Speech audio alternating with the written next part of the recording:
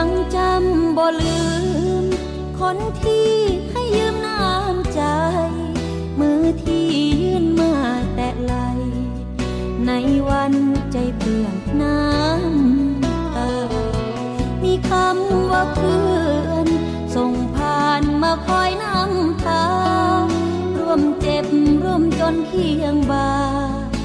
จนก้าวมา